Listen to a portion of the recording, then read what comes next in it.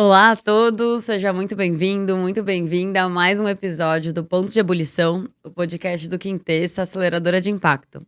Eu sou a Ana, sócia, diretora e empreendedora do Quintessa, onde eu me dedico nos últimos 10 anos. E a gente criou esse espaço para a gente poder refletir e aprender juntos sobre inovação sustentável com quem trabalha com isso na prática. Hoje eu tenho aqui comigo a Lisa Lieberbaum, gerente de sustentabilidade da Ambev, e o Rodrigo Oliveira, fundador e CEO da Green Mining, startup focada em logística reversa. Sejam muito bem-vindos. Obrigado, Ana. Valeu. Bom dia, obrigada pelo convite. Boa. Hoje a gente vai falar sobre inovação aberta, mas antes de mergulhar nisso, eu queria pedir para vocês se apresentarem de uma outra forma, compartilharem um pouco quem vocês são, fora essa mini bio bem rápida aqui que eu trouxe. Vai lá. Quem começa? Eu? Bom, eu sou a Lisa, como a Ana já me apresentou profissionalmente, eu sou gerente de sustentabilidade na Ambev. Só um pouquinho mais de contexto profissional, eu tenho trabalhado com sustentabilidade nos últimos 9 anos. Comecei trabalhando na Natura, passei pelo Grupo Boticário, aí fiz um mestrado nos Estados Unidos em sustentabilidade. Trabalhei numa consultoria chamada Quantis, de sustentabilidade também lá nos Estados Unidos. E aí faz 5 anos voltei para o Brasil para trabalhar na Nespresso. E há quase 3 que eu estou na Ambev. Então, bastante tempo em multinacional, principalmente, de sustentabilidade. Sou muito apaixonada pelo assunto, assim, não consigo me ver trabalhando com outra coisa, assim. Às vezes as pessoas falam, não, tenta essa outra área. Não quero, sou apaixonada. Não consigo lembrar, assim, de onde começou esse desejo de trabalhar com sustentabilidade, mas é algo que tá em mim desde a época que eu prestei vestibular, e era um tempo que ainda não se falava muito de sustentabilidade. E eu já sabia que eu queria trabalhar com isso. Então, acho que essa é uma característica muito forte minha, porque eu trabalho, assim, com muito propósito. E fora, assim, do profissional, sou uma pessoa que gosta muito de viajar. Já morei em várias outras cidades, morei em Curitiba, nos Estados Unidos, na Espanha. Gosto de conhecer novas culturas, viajar, tá com os amigos, beber uma cervejinha, né? Não dá para escapar. E acho que é isso. Muito bom, muito bom. Eu sou o Rodrigo Oliveira, hoje CEO da Green Mining. Comecei na indústria também. Eu comecei na Natura, Unilever, depois usando papel e celulose, nas áreas de marketing, depois vendas. E nos últimos 15 anos trabalhando na empresa da minha família, que é uma empresa voltada para resíduos sólidos. São projetos de engenharia voltados para resíduos sólidos, né? Meu pai é especialista, trabalha há 49 anos com isso. E daí que eu brinco que eu nasci falando sobre reciclagem no café da manhã, porque esse era o assunto da família. Minha mãe também trabalhou na empresa durante muito tempo, então daí que começou a vir os entendimentos da parte de meio ambiente, cada vez mais parrudos, apesar da minha formação ser administrador de empresas, tenho MBA financeiro, e durante o mestrado em sustentabilidade, na verdade, que foi o que me despertou a querer fazer algo mais, né? Então, apesar da engenharia ser fantástica e conseguir resolver aqueles problemas específicos, a gente precisa ter um olhar um pouco mais, uma visão um pouco mais holística, na verdade, do todo, para conseguir resolver os problemas mais complexos, né? E a reciclagem era um problema complexo, e aí começou a instigar um pouco de como trazer soluções para dar mais eficiência para os problemas complexos. E aí criou toda a visão de empreender dentro de um processo que eu já fazia parte dentro da parte de gestão de resíduos sólidos, principalmente com destinação de resíduos.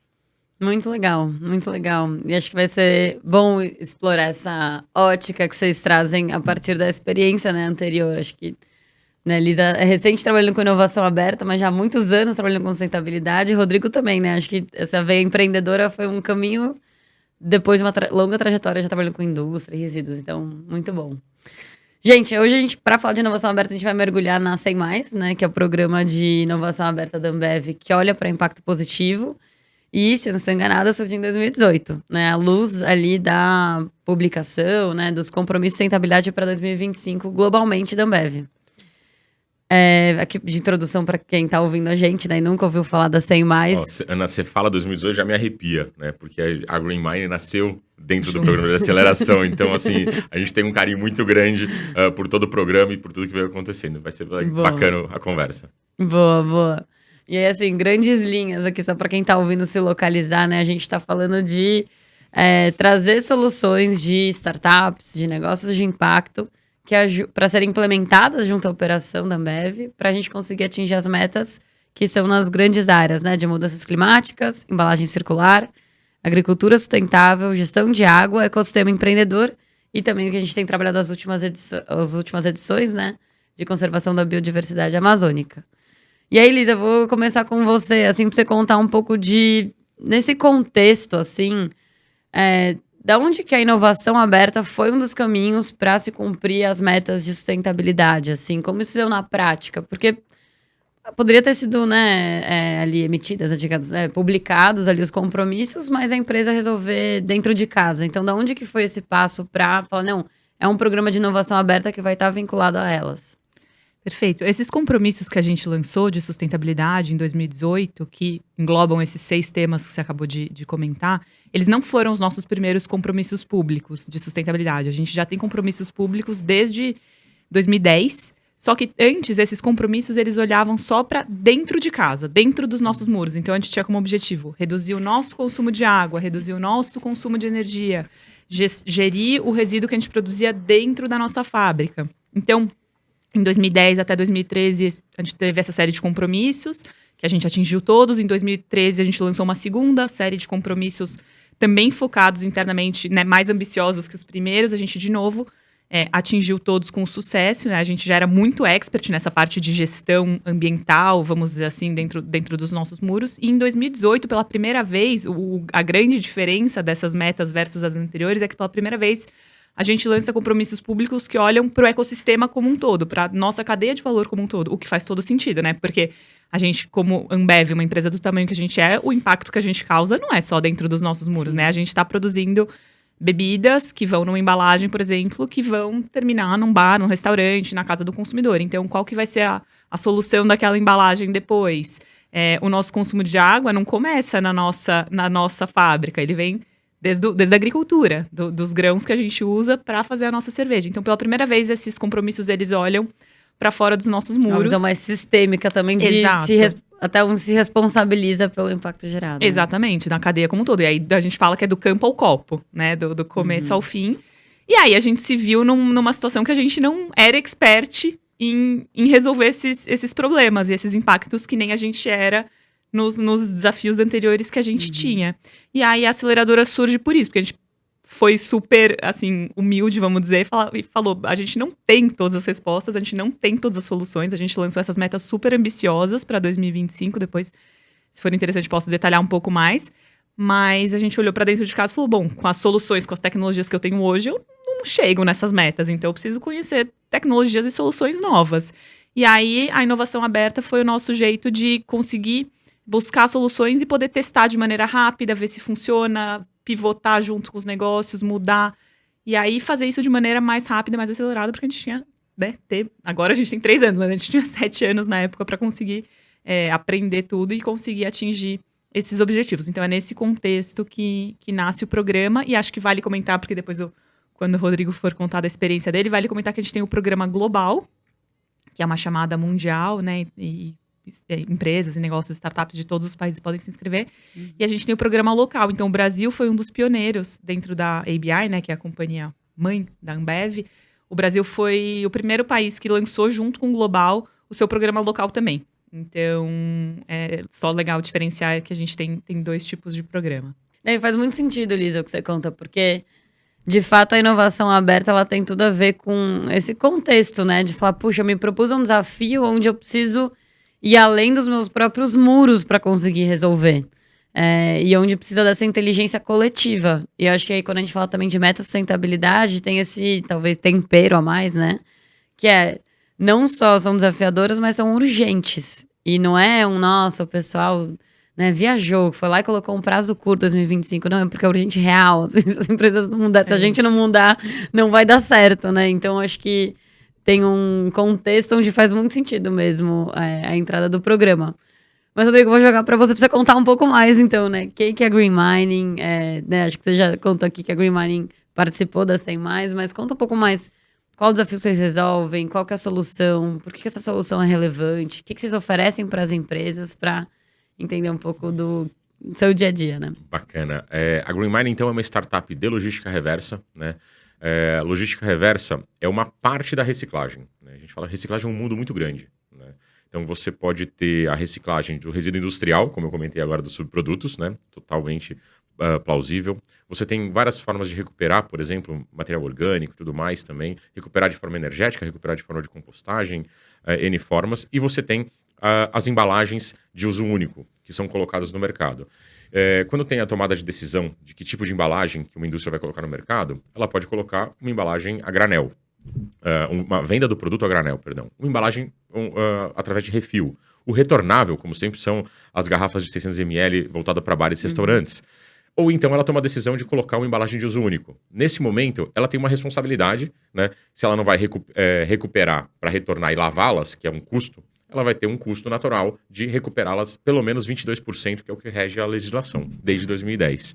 E a gente está aqui para exatamente trazer a eficiência necessária para trazer o máximo de material para cumprir regulação e o que a gente mais gosta, devolver conteúdo reciclado para as embalagens. Porque uma vez conectado em supply chain, na área que, vamos dizer assim, que bate o bumbo que a gente fala nas empresas, sem supply chain você não tem o produto, né? Você não tem os insumos, você não tem a cadeia produtiva, e devolver essas embalagens para ser conteúdo reciclado é chave. Como que faz isso? Eficiência. A gente precisa trazer eficiência. E a gente olhava, eu principalmente, trabalhando na empresa de destinação de resíduos, de engenharia, indo visitar aterros e lixões, assim, tinham duas coisas que não faziam sentido ali, né? Primeiro, a gente vê que tudo está indo para o aterro. A gente coleta 98 milhões de toneladas de resíduos e recicla 2% no Brasil. É ridículo. O número do ano passado caiu, foi para 1,7%, os números oficiais do Ministério do Meio Ambiente.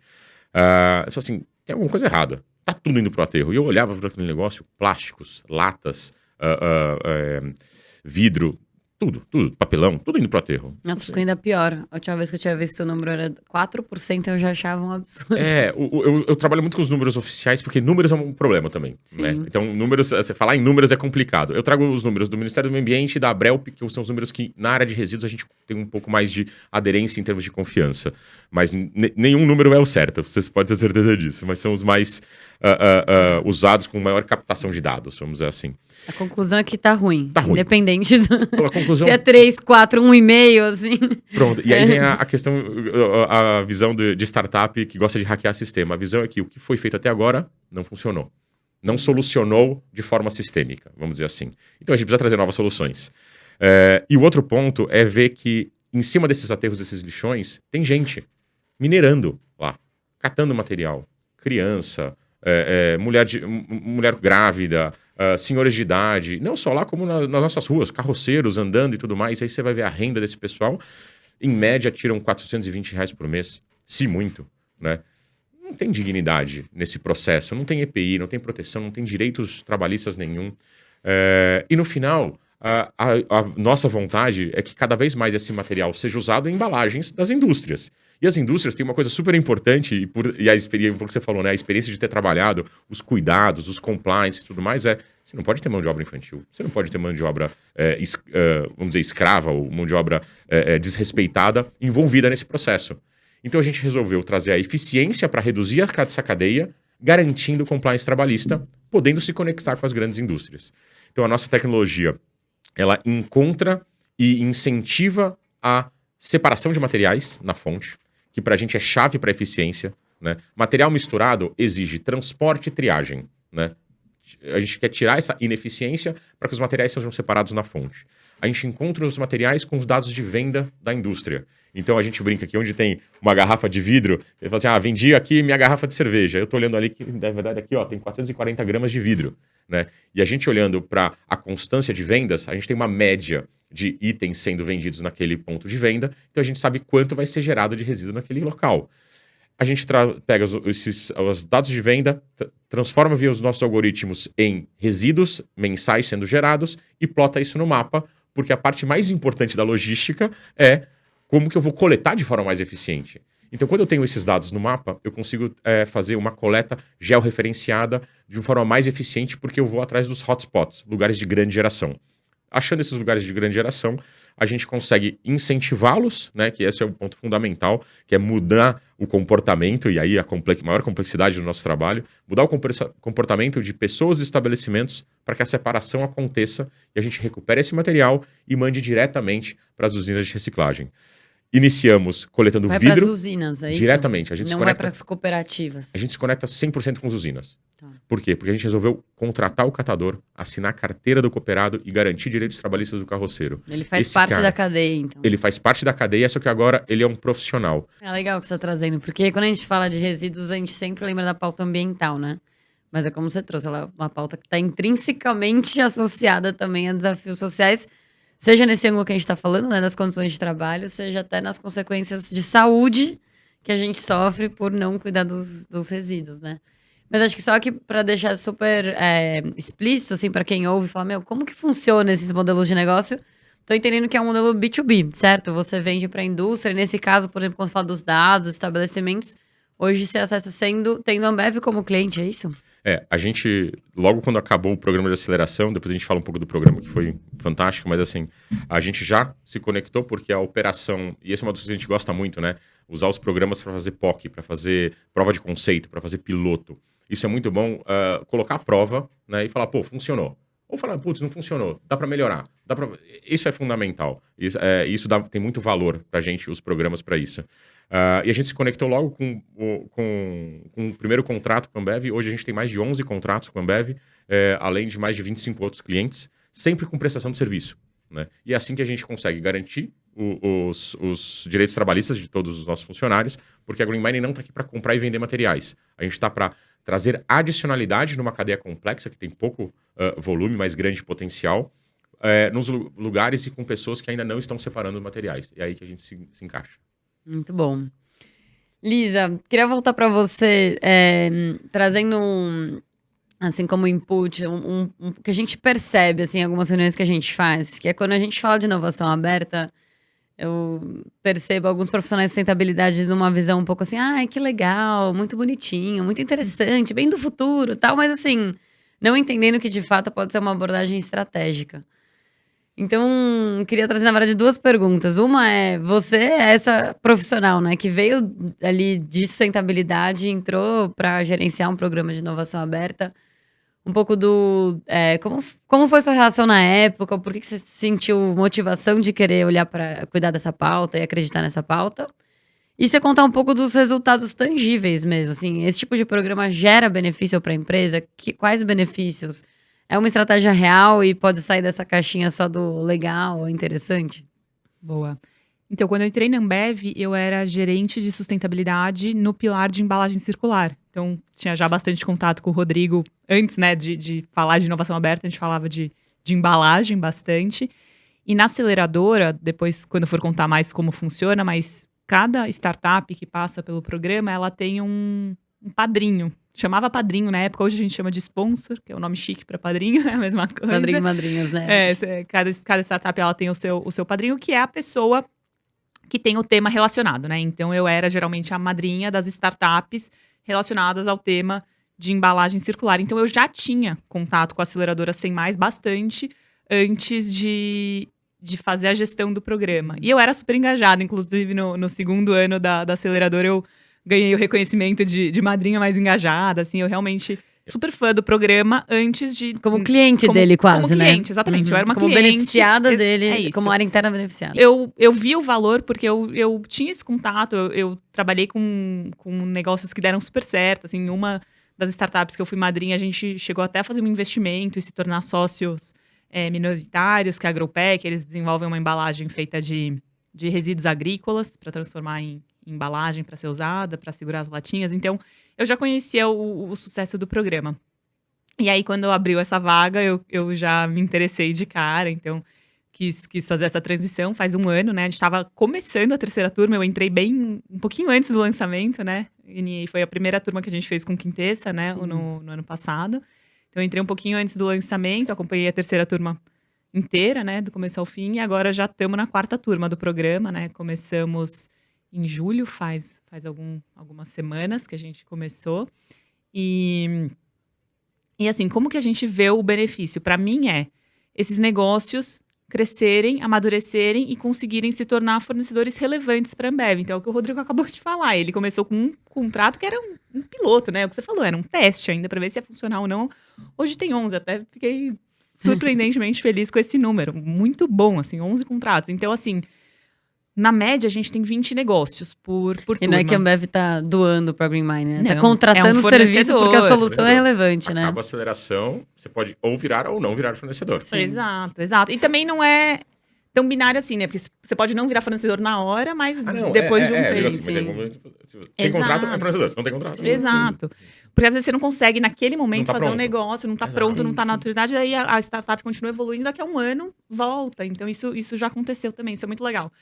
Então, das 20, né? Então, são 20 por turma. Nas 3 primeiras turmas, a gente teve 60, né? Startups aceleradas. E hoje, eu tava até fazendo umas contas, a gente tem mais ou menos contratos assim, recorrentes com 16 dessas 60, né? Então, quase um terço, vamos dizer assim. A gente, assim, esse é a métrica de sucesso. Assim, quantas dessas startups crescem, amadurecem e viram nossos fornecedores ou não. Às vezes não tem fit para Ambev, mas assim, a gente com o programa, a gente quer apresentar elas para outros parceiros. Então, o programa ele termina sempre no Demo Day, né? Que é quando as startups apresentam suas soluções. Para o Demo Day, o nosso grande objetivo é chamar o máximo de parceiros que a gente pode, de fundos de investimento que podem investir nesses negócios, ou parceiros que podem vir a ser clientes, fornecedores nossos que podem vir a ser clientes, porque a gente quer realmente o sucesso desses negócios. Mas um número bem legal de falar é que, desde que a gente começou o programa, a gente já investiu mais de 20 milhões de reais nessas startups. E aí, de novo, não é doação, é compra de... Assim, o grosso desses 20 milhões de reais é compra de produto e serviço. Então, é fornecedor que entra no nosso sistema e a gente faz uma recorrência de compra do produto e serviço. A Green Mining é um exemplo, a gente tem vários outros. A Manageben, por exemplo, que foi a vencedora da turma 1. Eles são um fornecedor super relevante para atingimento da nossa meta de agricultura. Assim, sem eles, eu acho que... Sem elas, porque são 3 fundadoras mulheres. Eu não sei se a gente conseguiria estar tão avançado na meta de agricultura sustentável quanto a gente está hoje. Então, isso para mim é sucesso. E não necessariamente são as 20 que vão, né, continuar como fornecedores. É difícil, mas assim, se você tem 3, 4 cases de sucesso por ano, já compensou tudo. Uhum. E aí eu queria pegar esse gancho para você contar um pouco mais, porque acho que se a aceleradora, né, foi criada nesse contexto de atingir as metas, seria legal ver, assim, conta de... Me vem na cabeça até TRC, tá? Mas porque para mim é um dos exemplos que é bem explícito, mas pode ser qualquer outro. De você trazer esse exemplo, assim, de o que a startup está oferecendo para vocês, o quanto que isso está ajudando vocês a avançarem na meta, para a gente entender o quanto que de fato pode mudar o jogo ou não estar trabalhando com elas, né? Boa. A TRC é um exemplo super legal, porque o impacto, além do impacto ambiental, o impacto financeiro é muito claro Sim. que tem para o negócio. Então, a TRC, eles são um negócio de gestão de água, né? Para melhorar a gestão do consumo da água, mas não focado em indústrias, focado mais em prédios comerciais. Então, no piloto, a gente fez alguns testes com eles, tanto em centros de distribuição, quanto em bares e restaurantes que são clientes nossos. E foi muito sucesso, assim, nos 2 cenários. A gente fez bar, restaurante e supermercado também, né? Os maiores tipos de clientes que a gente tem. E foi muito sucesso. Assim, a gente reduziu em média 35% o consumo de água desses estabelecimentos.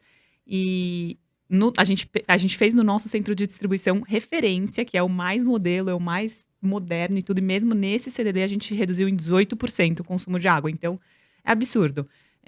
E aí agora a gente está escalando na edição da turma passada, então terminou já a aceleração. E a gente vai escalar para... Agora me fugiu, mas é mais de 20 CDDs, não me lembro agora o número certinho, no ano que vem. Então, aplicando a metodologia que já foi testada e comprovada. E eles funcionam por um modelo de success fee, que a gente chama. Então, a gente não tem um custo antecipado para eles de pagamento, mas eles têm a base de quanto a gente gasta de conta de água nesses centros de distribuição e tudo que eles conseguirem reduzir em um ano, metade desse custo evitado de financeiro fica Essa com eles, né? economia. Então, a Ambev se beneficia de metade e a startup se beneficia de metade. Então, tem um impacto financeiro gigantesco. E o CDD é uma coisa que a gente não olhava antes, porque quando você olha para o todo da Ambev em consumo de água, a fábrica, obviamente, é muito mais relevante, né? Porque você tem água no produto, você tem água na lavagem das garrafas retornáveis, que o Rodrigo estava mencionando. E o CDD, ele acaba ficando de lado, assim. Então, não era nossa prioridade, até que veio alguém acender uma luz, falando, tem uma baita oportunidade aqui de reduzir milhares de litros de água por ano, e além de reduzir muito financeiramente. Então, a TRC foi um super exemplo de sucesso. Assim, a gente está muito feliz que essa parceria vai continuar. A gente está para assinar, ou já assinou recentemente o contrato. Não sei se eu tô dando spoiler aqui, mas já tá tudo certo, então não vai ter problema. E a gente tem o exemplo da Manage Bem, que eu acabei de comentar, que é focado no agro, focado em conectar pequenos agricultores, né? Então, o nosso setor de agro, a gente tem 2 tipos, assim, de agricultores bem diferentes, com realidades bem diferentes. Então, a gente tem o grande agricultor, né? Que são empresas enormes, com grandes terras. E a gente tem o pequeno agricultor familiar, que é principalmente para 3 tipos de produto que a gente compra. A mandioca, a gente tem algumas cervejas regionais, principalmente na região Nordeste e no Centro-Oeste, que são feitas com base de mandioca. E é tudo comprado de pequeno produtor familiar. E o Guaraná, que é o clássico, né? Que é um dos nossos produtos-chave aí, que vende pequenos agricultores da Amazônia.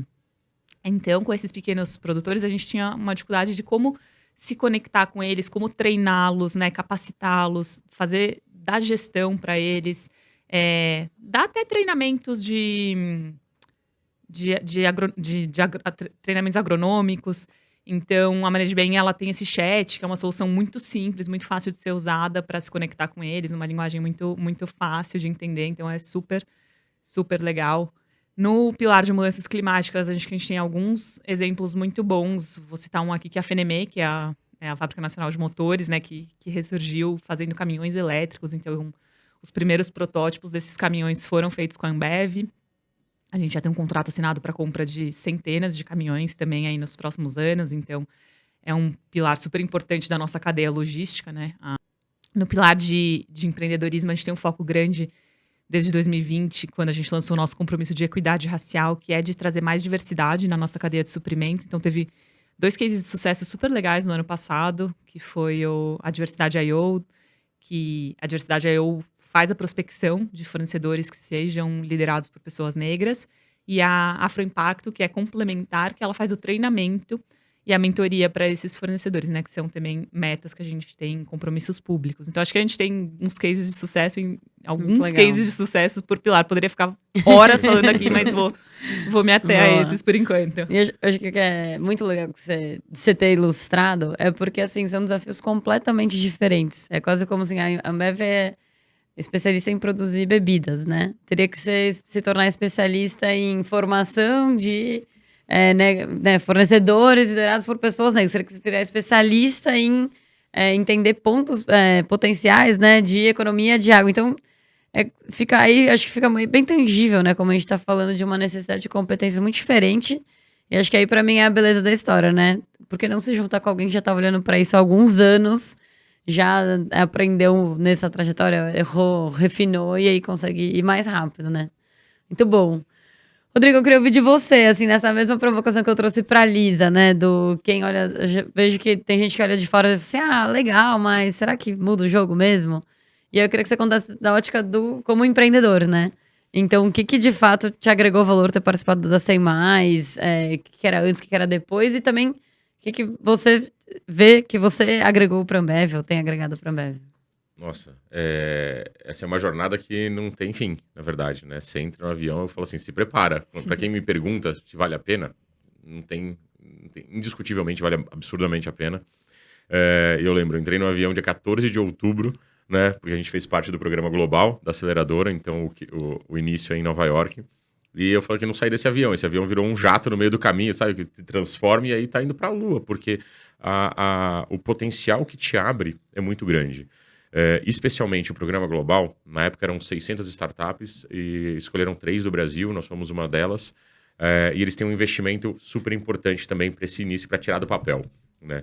Então, eu acredito que continua muito parecido, né? Uns $100 mil, né? Que investe para a gente poder fazer acontecer e mostrar, que é o que a gente gosta, que a gente falou de fazer essa prova de conceito. Em 15 dias, né? Eu lembro o Rodrigo, o Rodrigo Figueiredo, sentando e falando assim, Rodrigo, como que eu faço 2 mil dessa no Brasil inteiro? Porque deu super certo, fez sentido. Trazendo volume adicional, bares e restaurantes engajados, eram 5 toneladas em 15 dias, em um ponto só. Como que a gente faz mais? Vamos fazer mais. Eu falei, putz, legal, bacana, calma, startup, né? Vamos devagar, vamos Calma, sentar. não me mata pra eu conseguir. Deixa eu crescer aprender um a pouquinho escalar. mais. Né? E minha frase foi assim, eu preciso aprender a escalar, né? Exato. Vamos aprender a fazer e tudo mais, porque é importante e essa troca é muito gostosa, né? E aí tem muito de setar as expectativas, né? Poxa, tem um potencial grande, mas a gente tem que fazer o dia a dia, fazer o day by day e ouvir muito. Eu acho que esse é um ponto, se eu puder sugerir para as pessoas que tiverem vontade de olhar se faz sentido, ouvir. Porque precisa fazer sentido a sua solução com o ponto de dor, né? A gente chama do pain point, o ponto de dor que a empresa está tendo naquele momento. Não quer dizer que ela não tenha em um momento futuro, que não teve no passado, mas naquele momento tentar atender as necessidades dela. E ouvir é importante. Às vezes você não vai conseguir ultrapassar, mostrar o que você gostaria, todo o potencial e tudo mais. Mas você vai conseguir, aos poucos, ir colocando e se adaptando, principalmente, para que a solução seja uma solução de mercado. E esse é o final do jogo, né? Eu falo que a sustentabilidade ela tem mais de 1 milhão de soluções lindas, maravilhosas. Só que 100 mil delas que fazem sentido. Vamos começar com a 100 mil? Né? Dá 100 mil, 1.000 dão resultado econômico. Vamos começar com os fast tracks? Vamos fazer essas daqui primeiro? São as que fazem sentido naquele momento para a empresa. Né? Então, ter essa tranquilidade de entender o momento, o que faz sentido, e o estar próximo, né? Também eu acho que é super válido, porque quando você tem uma solução, quando aparece uma dor nova, você fala, poxa, quem pode me ajudar? Deixa eu ver se a Green Mining consegue me ajudar com isso daqui. Conseguimos. Vamos fazer isso aqui? Vamos. E aí vamos lá para Alto Paraíso, Chapada dos Veadeiros, resolver o problema do vidro ali, conseguindo coletar mais de 100 toneladas em menos de 5 meses. Todo mundo super engajado, o município super feliz, por exemplo. Então, com cases assim que a gente consegue falar, poxa, legal, deu certo, vamos fazer, vamos replicar, vamos levar para algumas outras oportunidades. E é muito gostoso. Então, a gente começou lá com esse investimento, que faz sentido, né? Vocês entraram na 100 Mais com meses de empresa, é isso? Era bem no início? A gente tinha pouco tempo, na verdade. A gente tinha um sistema operando em 2 lugares só, para resíduo da construção civil. Era isso. Né? E a gente olhou para o nosso sistema, que o DNA da Green Mine é rastreabilidade. Né? Tanto que a gente já olhou para florestas, já olhou para a parte de supply de matérias-primas, vamos dizer assim, agroflorestais, ou matérias-primas que podem estar, tipo óleo de palma, essas coisas assim, ou até rastreabilidade de madeira. Né? Então, o nosso DNA é rastreabilidade. A gente tinha já 2.000 caminhões, e tem até hoje mais de 2.000 caminhões rastreados em São Paulo. Né? Porque o produto resíduo da construção civil continuou lá. A gente não evoluiu com ele, porque a gente acabou se dedicando para Green Mining, mas temos hoje 4, 5 clientes em resíduo da construção civil e todo o resto trabalhando com Green Mining. Mas foi dali que a gente falou assim, olha, é possível. A gente consegue rastrear, a gente consegue saber onde gera, e consegue rastrear o transporte, consegue fazer o destino, né? Então, esse é o grande expertise que a gente foi evoluindo, né? E dali que vieram, e o importante também de estar com a Ambev, não só exercendo e executando, mas também de ter o que o Tony fala. O Tony era gerente... Chief Procurement. Chief Procurement, né? Lá de fora. Ele falou assim, cara, tem as grandes marcas perto de você, atenda bem as grandes marcas, porque com a Ambev vem Unilever, Natura, Boticário, AkzoNobel, Braskem, né? Com a Braskem também já vem um monte de gente junto, foi super gostoso. Os outros programas de aceleração também, teve vários programas, né? Alguns bem relevantes pra gente, mas com certeza nasceu a Green Mine, só pra ter uma ideia, poucos sabem, mas a gente começou com o nome de Tampec, né? Eu chego em Nova York e tá escrito Tamptec. Falei, putz, esse nome não dá certo, né? Ninguém vai entender. E aí a gente criou o nome Green Mining dentro do programa de aceleração da Ambev. Legal, muito bom. E acho que você já começou, quando você fala, né, da escuta e trazer algumas premissas, talvez, para isso poder dar certo, né? Acho que a gente tá falando aqui pode dar muito certo, né? Pode trazer muitos resultados, mas famoso depende, né? Nos fatores, como é conduzido o programa, a proposta dele, a agregação de valor para os 2 lados e tal. Então eu queria que vocês contassem um pouco nessa lógica, assim, um pouco nesse mote do nem tudo são flores. O que pode não ser tão bom, o que pode ser difícil, ou talvez nessa linguagem mesmo. Olha, as premissas para que dê certo é nessa lógica, assim, sem essas premissas, talvez você não vai colher tantos frutos assim, né? Uma pergunta para vocês dois. Vou começar com a perspectiva aqui da empresa e você fala da sua.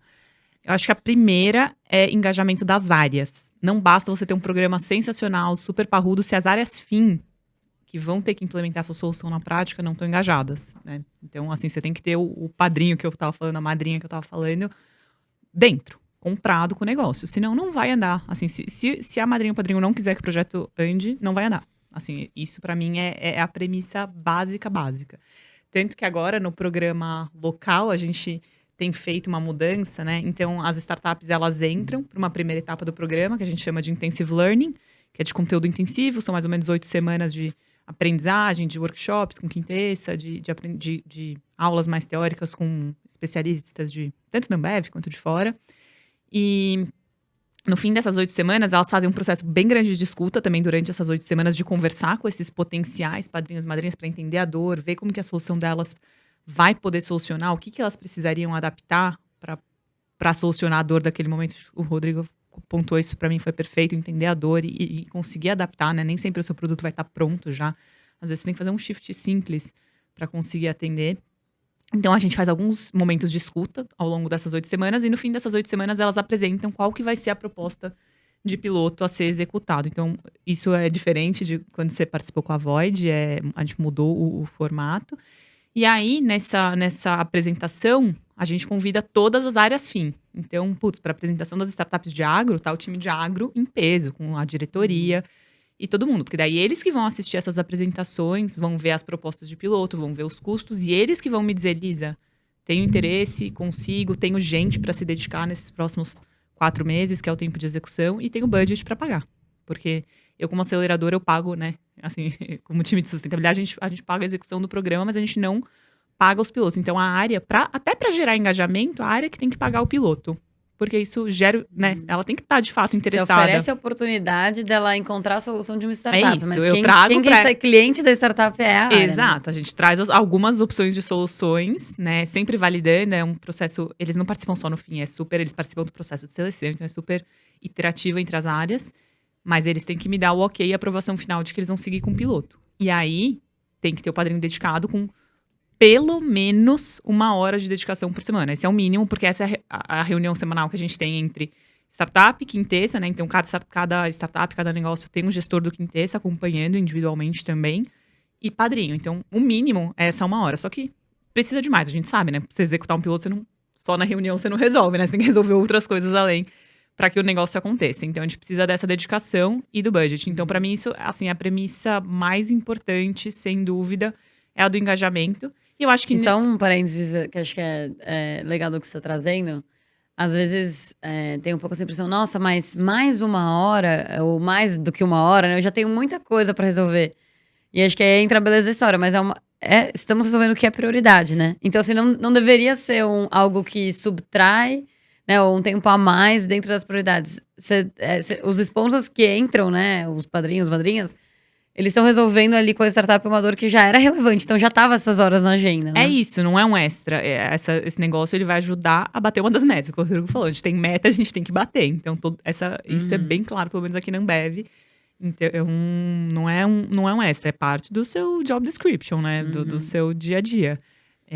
Então, isso é super importante. E eu acho que uma coisa que ajuda muito, que a gente tem muito aqui na Ambev, o Rodrigo citou o outro Rodrigo Charadelli, que é o nosso VP de suprimentos e sustentabilidade, que é o engajamento da liderança mais sênior. Isso ajuda muito no engajamento dos times na ponta, né, no dia a dia. Então, o Rodrigo, ele é o maior sponsor e o maior patrocinador, assim, do programa. Ele é super engajado, então isso ajuda muito. E a gente tem até o CEO se envolve na aceleradora. Ele participa do Demo Day como jurado, ele ajuda a escolher, ele opina, ele questiona. Então, acho que isso ajuda muito também. Boa. Minha visão é muito parecida, na verdade. Eu geralmente falo que as empresas não são empresas, são feitas de pessoas, né? Isso é meio óbvio. Se você não tem essas pessoas querendo fazer, com a vontade de fazer, que é o engajamento que a Lisa colocou, não vai acontecer. E é muito, muito, muito legal nas grandes empresas, e obviamente a Ambev é um super exemplo disso, a qualidade dos profissionais. Eu falo muito disso. A qualidade dos profissionais que a gente se relaciona é um professor. Cada um na sua área, né? Se a gente tiver essa escutativa, né, tiver apto para ouvir e melhorar nossos produtos, melhorar nossos serviços, com todos os inputs que a gente recebe, não tem preço, não tem faculdade que você paga, entendeu? Fazendo um programa de aceleração com contrato ou sem contrato. A questão é, se você estiver lá para se dedicar, então agora falando como empreendedor, para realmente aproveitar esse momento, né? Senão você vai estar jogando praticamente dinheiro fora, né? Não é o seu tempo que você está jogando fora, é realmente um investimento que tem nessa mentoria, nesse conhecimento que você vai jogar fora. Então, vale a pena dedicar, inclusive, tempo extra, né? Não é só 1 hora, não, tem que dedicar tempo extra, porque vale a pena. Eu acho que esse é o grande questão. Eu acho que assim, tá implícito nas falas, né? Mas eu acho que do que eu vejo pra dar certo, é um jogo de confiança, né? Porque do lado, né, você, como empreendedor, olha e fala assim, olha, eu tô confiando que isso vai ser um bom uso do meu tempo. Então, eu tô esperando que, de fato, você vai trazer pessoas qualificadas para me darem mentoria. Tipo, né, você vai me dar acesso para, de fato, me ajudar a desbravar lá dentro. E acho que do outro lado também, do lado da empresa, você vai estar comprometido, você tá aberto a adaptar pra gente poder, né, solucionar a dor que eu tenho aqui dentro, né? Que é como você falou, é menos tá aqui pronto e é mais deixa eu garantir que eu também te ajudo a solucionar a sua dor e, afinal, o interesse é bater a meta de sustentabilidade. Então, acho que isso é legal, assim, só de destacar, assim, do que vocês estão trazendo, porque eu acho que sempre que um assunto vai ali pro mainstream, né, que ele cresce, tem sempre os dois lados da moeda. Hoje em dia, programas de inovação corporativa estão bombando, né? E a gente ouve várias vezes depoimentos dos empreendedores super decepcionados, até de executivos, a gente fala, não, pera. Antes de você matar a ideia, me conta como você tá fazendo. E aí a gente vai ver. É isso, não cuidou da dor ser relevante, dos sponsors comprometidos, a seleção dos empreendedores também não olhou para isso, ou sei lá, a forma. E aí você fala, bom, você não criou campo para que essa confiança de fato possa acontecer e os dois lados tenham qualidade para trabalhar junto, né? Então acho que é bem legal o que vocês contam, porque trazem uns elementos que fazem dar certo, né? Pode dar muito certo, mas se você não cuida do como, pode virar ali um eventinho, ali faz um pitch e acabou, né? Fica mas mais tem um negócio interessante quando você perguntou sobre Nem Tudo São Flores, né? E esse um pouco, às vezes, de frustração, que é o setar a expectativa. Perfeito. Assim, cada um é um, né? E eu falo isso vale muito para os seus filhos e para os seus pais e para os seus tios e para todo mundo que está em volta, né? Você seta uma expectativa que a pessoa tem aquela reação, tem aquela ação, e às vezes as pessoas se magoam porque ela setou uma expectativa X, alta, baixa, você toma uma expectativa. No relacionamento do empreendedorismo, da startup também, né? Você entra, às vezes, num programa setando uma expectativa, né?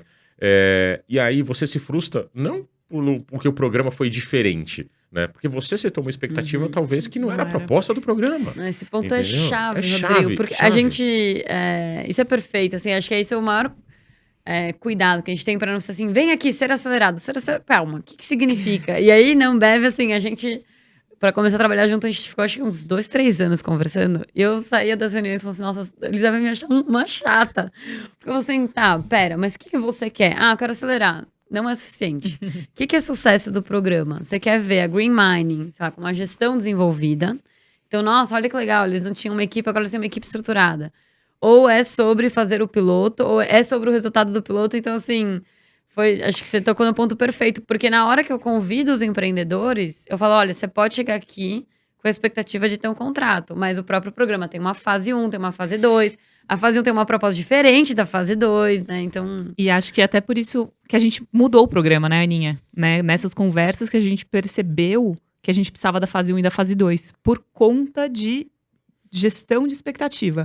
Porque antes, você deve lembrar bem, o programa ele era uma coisa só, que tinham alguns conteúdos e ficava naquela, posso fazer piloto, mas não necessariamente vou fazer piloto. Alguns faziam, outros não. Só que todos os empreendedores entravam com a expectativa de fazer piloto. E não era claro quem ia conseguir e quem não ia. Agora, a gente pôs um momento que a gente deixa claro. A gente fala assim, você vai entrar, você vai ter 8 semanas de treinamento, e aí você vai ter uma apresentação e a gente vai aprovar se você vai fazer o piloto ou não. Se você vai fazer o piloto, você segue. Se você não vai fazer o piloto, a aceleração se encerra por aqui, por enquanto. Então, foi muito por isso, assim, porque a gente viu muito empreendedor se frustrar, assim, do tipo, putz, entrei no programa da Ambev, que animal, vou fazer um piloto, vou fazer um... E às vezes não conseguia. E ficava passando 6 meses nessa expectativa. Ai, vou fazer, vai dar certo. Então, agora, pelo menos, a gente pôs pontos específicos de decisão, de tomada de decisão, e a gente fala, é sim, é não, vai, não vai. Acho que então, foi isso, muito né? de ouvir o empreendedor. Não, mas isso é legal, porque é uma melhoria que vocês trazem, mas a expectativa é do cara, né? Então, assim, ele que tem... Não setar a recomendação no final é não sete expectativas altas, entendeu? Viva cada dia, curta a aceleração, enjoy. Enjoy your flight, sabe? Aproveite a jornada. Eu acho que faz Aproveite a sentido pro jornada. lado do empreendedor, Entendeu? Rodrigo. Mas acho que o que eu tô brincando aqui chamando de chatice, na verdade, a outra palavra poderia ser cuidado. Sim. E a gente, acho que assim, do nosso lado, pelo menos, a gente se permite cobrar isso das empresas, sabendo que, na verdade, não é que eu tô cobrando, eu tô cuidando do longo prazo e da própria reputação dela e dos resultados que aquilo vai trazer. Porque acho que aqui tem esse lugar, a gente brinca, assim, mas é uma verdade, né? Os empreendedores são talvez os atores que têm o menor tempo a perder. Porque assim, é sempre o caixa curto, cada dia conta, cada 2 horas conta. Não tem tanta gente no time. Não tem tanta gente no time. Então, assim, vou curtir a viagem, mas espera. É pra vender, é pra aprender. E aí, se for pra aprender, me conta melhor. Quem são os mentores, mentoras? Então, acho que assim, aqui você tá corretíssimo. Acho que assim, tem que entrar de cabeça com entrar, mas quis ressaltar esses elementos que vocês estão trazendo, porque, né, quando você trouxe a história da expectativa, de fato, esse é o ponto-chave, assim. Ponto-chave. Porque talvez seja o lugar onde mais o pessoal se frustra, né? Tava esperando qualquer coisa. Mas é interessante, mas eu concordo contigo, que é uma correspondência, na verdade. Né? Sim. Você tem a expectativa e você tem a promessa. A gente vai fazer 4 anos, né? 2018, né? Final de 2018, vai fazer 4 anos agora em outubro. E a gente participou de outros programas e tudo mais. Tiveram 2 programas que, por exemplo, não cumpriram. Literalmente, o que tava... Não, vai ser assim, assim, vai fazer assim. Do nada, não cumpriram o coisa. Isso é ruim. Né? Por isso que o se preocupar em ser claro é legal, né? Super bacana. E do outro lado, não ter expectativas muito altas. E tranquilo, vai curtindo, vai fazendo. Eu acho que é uma correspondência. Sim. E acho que também é legal da fala da Lisa, que mostra o quanto que a companhia também pode se permitir ir desenvolvendo isso ao longo do tempo, né? Então, às vezes, na primeira edição não tinha essa clareza. E vai tendo, né? O próprio Braskem, que você mencionou, o Braskem Labs começou só com Scale, depois veio o Ignition, agora tem o ecossistema. Então, é uma jornada também, né? Não, todo ano a gente aprende e evolui, né? Se ficar igual do ano passado, tem uma coisa errada. Você tem que escutar o que pode melhorar e evoluir. Gente, o papo tá muito bom, mas a gente vai precisar ir pros finalmente. Eu não queria deixar de mencionar aqui como dica para quem tá ouvindo, de conhecer o Guia Inovar com Impacto. A gente não vai conseguir mergulhar agora nos vários tipos de inovação aberta, né? Porque a gente está falando aqui de pilotos, aceleração.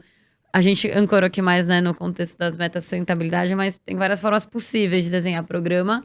Inclusive, a Ambev acho que é um bom exemplo de vocês têm vários programas de inovação aberta, né? A gente tratou aqui de um deles, que é a 100 Mais. Mas então, para fechar, assim, o papo de hoje com vocês, eu queria que vocês contassem... Na verdade, 2 abordagens, assim, um pouco estamos agora em 2022 falando de inovação aberta talvez como algo novo, né? O que vocês acham que a gente vai estar falando sobre isso lá na frente, assim, a gente está em 2040, vocês podem colocar o ano que vocês quiserem. E a gente vai olhar e falar assim, nossa, lembra o que a gente achava na época? Lembra que a gente falava isso sobre os programas de inovação aberta? Então, nessa linha, e aí talvez meio à luz disso, assim... Para quem tá ouvindo a gente, pensando, será que eu coloco de pé ou não o meu programa de inovação aberta, conectado a impacto positivo aqui na minha empresa, que dica que vocês dariam? Eu vou deixar o Rodrigo começar, porque eu achei muito difícil a sua pergunta. Então, eu vou começar de trás para frente, porque eu acho que, assim, a resposta para a segunda pergunta é demorou, né? Acho que é urgente, até porque os problemas são urgentes, né? Então, e a visão... E, de certa forma, eu tenho o meu core business como indústria, eu tenho uma empresa, eu tenho o meu core business e eu preciso de ajuda para fazer o restante bem feito, né? Então, acho que essa visão, no mínimo, vou chamar de humilde, ela é válida para que se abram vários programas e que se realmente deem esse espaço, né, para ouvir, ter essa escuta do mercado, de soluções que estão borbulhando por aí. E é muito legal, porque eu, como participante de programas, eu conheço um monte de startups. Eu vejo um monte de soluções. É muito legal. E não as soluções exatamente daquele nível, porque eu participo de várias coisas diferentes. Tem cada coisa por aí, uma mais fantástica que a outra, né? Isso as empresas precisam ver, precisam estar abertas. E o programa faz exatamente isso. Ele abre a porta e fala assim, venha me mostrar. Né? Estou disponível para ouvir essas soluções. Então isso é muito legal. Então, nessa perspectiva de que faz total sentido, é onde eu acredito que vários ganhos vão acontecer. E é o que eu falei, você vai escolher, esse daqui tem um ganho, nesse momento esse aqui tem um ganho, então você vai fazer isso e replicar, como o projeto de água para os CDs que você comentou. E aí lá na frente, o que eu acredito que vai ter? A gente vai ter uma leva, porque a gente lembra que a gente está falando agora de gerações, você tá para 2040, né? Uma série de gerações, as novas gerações que já estão saindo da faculdade e empreendendo, principalmente em tecnologia, que é relativamente, vamos dizer assim, custo baixo, retorno rápido, elas vão estar borbulhando cada vez mais, né? Vão estar muito mais sólidas e disponíveis. Então, eu acho que a gente vai ter um volume muito maior de soluções cada vez mais rápidas acontecendo, com impactos reais. E o grande ponto, eu acho que vai estar melhor, né, que vai evoluir, é uma evolução de KPIs, né? Porque a gente está iniciando agora, eu vou falar esse 2018 até agora, como se fosse esse início aí, esses primeiros 5 anos, vamos falar assim, de programas de aceleração mais consistentes, falando o seguinte, olha, já fiz aqui, tô fazendo Open Innovation. Quais são os principais KPIs que eu vou fazer, essa métrica? Vou só fazer um parênteses aqui. Explicar o que é KPI para quem estiver ouvindo. Os indicadores de sucesso, né? Boa. Como os indicadores de sucesso de programas de aceleração, de resultados de testes de startups, quais são esses indicadores que vão estar, igual hoje a gente sabe o que é faturamento, receita, lucro, EBITDA, né? Lucro líquido e tudo mais. Todos esses números, o que é isso dentro do ecossistema de inovação aberta? A gente conseguir mensurar melhor como que é essa captura de valor que esse tipo de programa traz, né? Muito legal. E você, Elisa? Concordo, 100%. Acho que isso é algo que a gente precisa evoluir muito. Até tive uma conversa recente com o Rodrigo, porque a gente está começando agora a tentar metrificar mais e acompanhar também as startups depois que elas saem do programa, né? Conseguir manter esse acompanhamento desses indicadores ao longo. Então, isso é super importante mesmo. A gente está engatinhando ainda aqui no nosso programa e acredito que na maioria, já conversei com outras colegas de outras empresas que trabalham com isso também e é um desafio em comum. O que eu acho que a gente vai trabalhar mais em rede também, mais coletivamente, né? Não só, eu tenho o meu programa, eu olho para essas startups, a outra empresa tem o seu programa, mas como que a gente consegue trocar essas experiências e divulgar e tornar público os resultados, por exemplo, do piloto da Ambev com a Green Mine, para que outra empresa já consiga acessar e usar de maneira mais inteligente essa informação. Então, acho que muito mais colaborativo em rede.